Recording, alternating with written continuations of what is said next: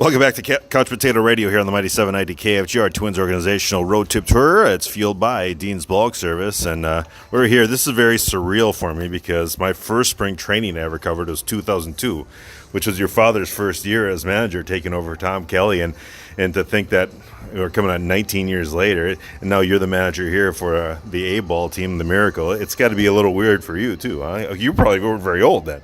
No, I was in college in 2002, and I was playing ball in Arkansas when he got the job as a manager here. So, yeah, I was around for a lot of that stuff, though. Well, of course, I was much older, so I guess that's still pretty young for me, that's for sure. I'm guessing because of that, this organization, it's a special place in your heart. Having the opportunity here, drafting you and all that, and think about your father's first opportunity, it's got to be quite a thing for the Gardenhire family. Yeah, I mean, this organization's done a ton for me. It's been my whole life. I grew up with the Twins when my dad was coaching with the Twins, and I was bat boying at the ballpark and hanging out there, and then I got drafted by the Twins and played my whole career there, and now I'm coaching. So, yeah, this organization's done a lot for me. If I ever get into your office, do I have to worry about pens or – because I was told that, hey, you got to check out my beer from Mexico there, and of course I got jolted. Have you picked up where that's left off? Or I don't have any electric stuff yet. Yeah, you're giving me some ideas though.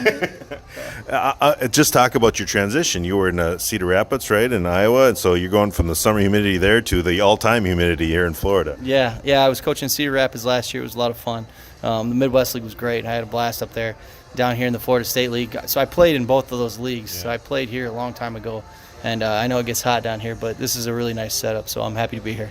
Do you share some of your experiences playing down here? Because there's a lot of guys who are fighting to get noticed. There's a lot of top prospects that you're dealing with, number one draft picks that you're also managing here. So you got a little bit of mix of everything, I'm sure. Oh yeah, absolutely. Yeah, and the fact that I played in this league and that I have some experience playing and stuff, that helps me out a lot with the players. I'm able to talk to them a lot about different things, and it helps out a lot. Is it one of the biggest things, patience, that you have to tell a lot of these guys? Because that's got to be the hardest thing, especially if you're a high draft pick. Yeah, I mean, when you're in high school and everything, you get immediate gratuity or whatever the word is. You get, instant gratification. Instant gratification. Yeah, you get that a lot. And in pro ball, you don't get that anymore. You get drafted, you have to earn your way up to the big leagues. They say it takes 1,000, 1,500 at bats before guys are ready for the big leagues in the minor leagues. So you do have to be patient. You have to try to get better every day, and you can't get frustrated. You just got to keep trying to get better. Every minor league manager you talk to is always they're looking at a situation where you want to win, but the organization is trying to develop guys too. That's always that balancing act. And how have you approached that so far? Yeah, I mean, I've always thought winning was kind of a part of the development, so we try to win ball games. I think it makes these guys better when they win. They need to learn how to win in the minor leagues too, but we definitely are all about development and getting these guys ready for the big leagues. So whatever I can do to help them improve their careers, that's what we're trying to do. As far as some of the young prospects that you're seeing, it's very early here, but who sticks out in your mind? I'm sure there's so many, you hate to leave anyone out, but I mean, a lot of these names have been kind of, everyone who likes to look at these prospect magazines, they like to look and analyze it, but hey, you get to see them firsthand. Yeah, we got some really good ones on this team too. Johan Duran, the pitcher, sticks out to me. He's throwing the ball 100 miles an hour, and he's got some really nasty stuff. He's really fun to watch. And then you got Royce Lewis and Trevor Larnach, who were first-round picks. These guys are pretty good too. So we got a lot of guys on this team that are pretty high prospects. So they're a lot of fun to watch.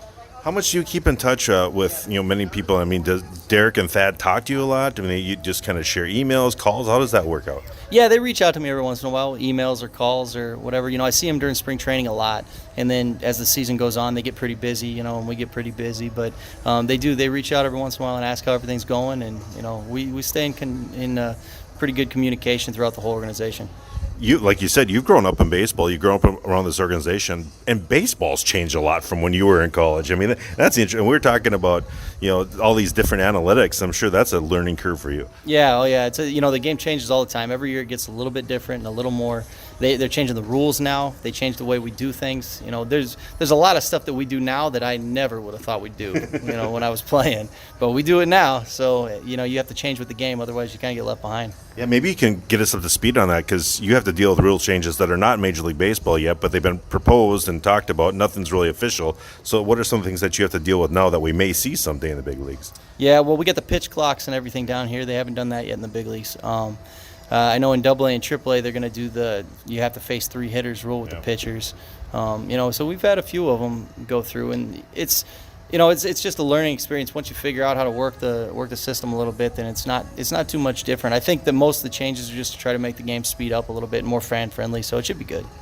All right, very good. Hey, good luck to you this season. Pleasure to meet you. Pleasure to talk to you, and good luck down the road. We'll keep in touch. Yeah, thank you very much. I appreciate it. Nice to meet you too. Toby Gardenhire with us again. He is the manager here of the Fort Myers Miracle, the A club down in the Florida League. Derek Hanson with you on Couch Potato Radio. Again, this Twins road trip tour is fueled by Dean's Bulk Service, big enough to serve you, small enough to know you. More to come here from Fort Myers on KFGO.